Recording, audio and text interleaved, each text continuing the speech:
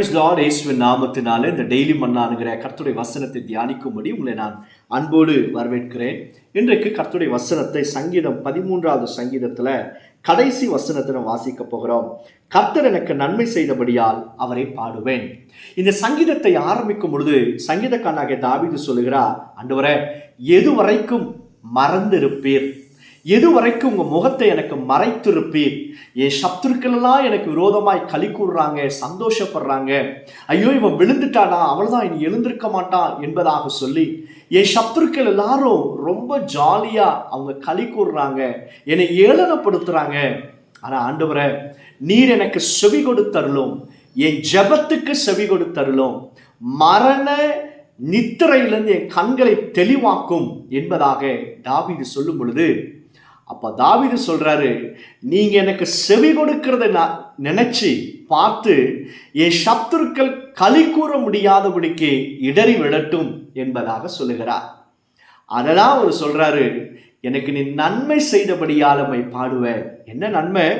இந்த தாவீது செய்த ஜெபத்தை கர்த்தர் கேட்டு செவி கொடுத்து அற்புதத்தை செய்தாராம். அதுதான் நன்மை என்று சொல்லி பாடுகிறார். அந்த நன்மையை செய்யும் பொழுது சத்துருக்களால களி கூற முடியாம, இவர் நிமித்தமாக களி கூற முடியாம விழுந்து போனார்களா? அப்படிதான் கர்த்தர் உங்களுக்கு செய்ய போகிறார். உங்களை ஏளனப்படுத்தி நீங்க எப்போ விழுவீங்கன்னு சொல்லி சத்துருக்கள் பார்த்து கொண்டிருக்கிற சமயத்துல கர்த்தர் சொல்றாரு, நீ செய்கிற ஜெபத்துக்கு நான் செவி கொடுக்க போறேன். உன்னுடைய ஜெப விண்ணப்பங்களுக்கு நான் பதில் கொடுத்து நான் உன் சத்துருக்கள் களி கூற முடியாதபடிக்கு செய்வேன் என்பதாக கர்த்தர் சொல்லுகிறார். இதுதான் நன்மை. இந்த நன்மையை நினைத்து நான் பாடுவேன் என்பதாக சங்கீதக்காரனாக தாவீது சொல்லுகிறார்.